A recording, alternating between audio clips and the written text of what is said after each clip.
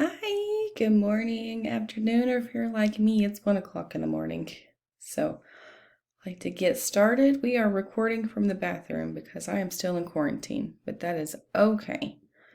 So, Viking funeral history. Love this one. Super fascinating. All right, why is Viking funeral history important to understand? Well, Vikings are an important figure in European history and really for everybody's history. They were and still are known for their barbaric ways of life, expert shipbuilding and navigation capabilities, and unusual death and funeral customs.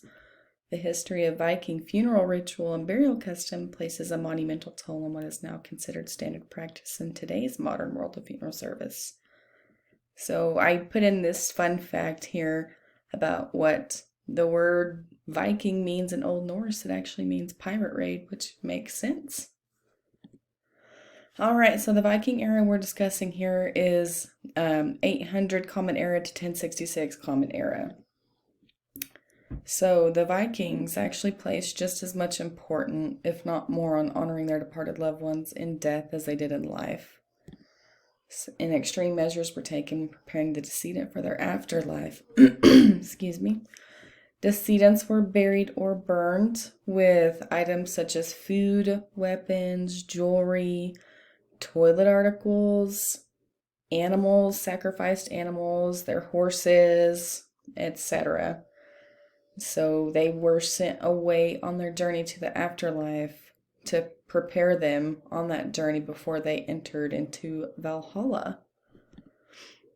What is Valhalla?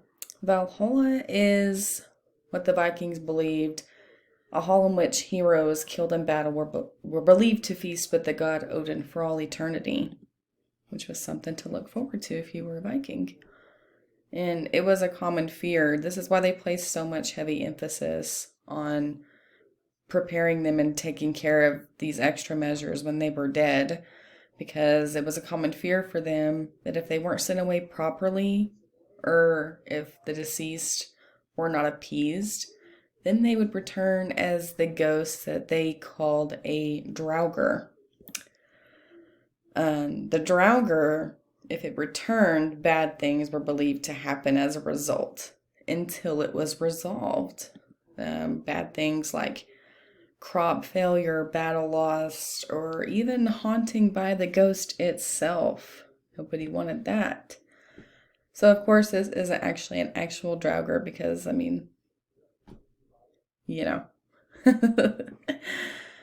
But, all right. So, in the early era, cremation was actually more common. But both were practiced during this time. Cremation was just more common before burial.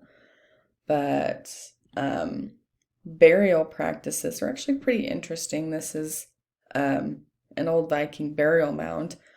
They buried them in mound graves that are called tumuli, with stones forming in the shape of a ship or a large oval. So when I was reading into this, it mentioned that Vikings were all burned or buried within their ship, which is actually not true for every single case. We'll get to that here in just a minute, but yeah. Nobles such as kings or chiefs were actually known to be burned aboard a small ship with all contents still inside of it. Not hugely common, but it occurred. So, some trivia here. True or false? Did Vikings really use a human sacrifice as part of their funeral rituals? It's true! That blew my mind, I'm telling you. This is why I chose this. So, of course, I had to throw that in there because that's kind of how my face looked when I was reading through this stuff. So, it wasn't super common unless it was somebody of higher ranking nobility like a king or chief that had passed. And the sacrifice that was used was typically a very young slave girl that belonged to the noble. And the slave girl actually would volunteer herself in most cases because, I mean, it was considered an honor for her to die in order to accompany and serve her master in the afterlife of Valhalla. All right, now we're getting to the super crazy interesting part of the sacrificing ritual 101 here. So, the sacrificing event occurred approximately about 10 days post-death of the noble. And the noble was placed onto his ship, and he was propped on a bed with pillows. And then the night before, the slave girl was given plenty of alcohol to get her drunk because, I guess that's important. Nobody wants to go to their sacrificing death without a good, strong buzz. What's the fun in that? All right, she was then forced into having non-consensual sex with the male members of the decedent noble's family. This was done due to the spiritual belief that the semen from the noble's family was seen as the essence of life. And it was part of their sacrificing ritual. She was then brought on board the ship, and she had a rope tied around her neck, which was pulled from opposite directions by 2 men at the time of her death. And then you had an older woman who was also known as the Angel of Death. She would prepare the dagger that was used. Sacrificing 101 continued. So during the process of the sacrificing, while she is prepared with the rope around her neck, the men aboard, my goodness, I can't even talk. The men above the board began to pound loudly on their metal chests to drown out and fade the sounds of her screaming, because nobody wanted to hear that. So she was then stabbed and strangled to her death as part of her honorary contribution to her master. And then the ship was set on fire to begin the start of a safe journey to paradise. Another interesting part that I should have put in here is I did read that in certain cases, the king's wife would actually use herself not necessarily as a sacrifice, but she would actually be willing to bury herself alive with him, which is crazy. Is that love or is that just torture? Not going to go down that rabbit hole though. Of course, I had to keep throwing these funny faces in here because some of this stuff is just mind-blowing. All right, so what major impact did Viking funeral history have on funeral service? So later in the era, it's believed that it was because of the introduction of Christianity by King Harald Klak of Denmark and King Olaf.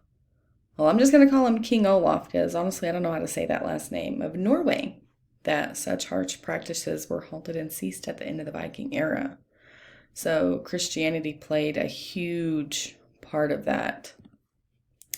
And of course that is a old picture, I'm assuming that was drawn, of King Harald Klak and King Olaf. So it is mentioned that King Olaf, during the conversion process of Christianity, he actually burned down pagan temples and killed Vikings who refused to convert to Christianity. So it's a safe assumption to state that the introduction of Christianity, either by one's unwilling acceptance or by force, changed the way funerals were carried out by the Vikings. So again, why is Viking funeral history important for us to understand the history of? So although the Vikings practiced rather unorthodox funerary traditions, it teaches us that there's not a what works for one works for all method to apply to every funeral, which is still true today. It also teaches us to be more culturally inclined so that we may better serve all the lives that we will encounter throughout the journey of this career based off of history.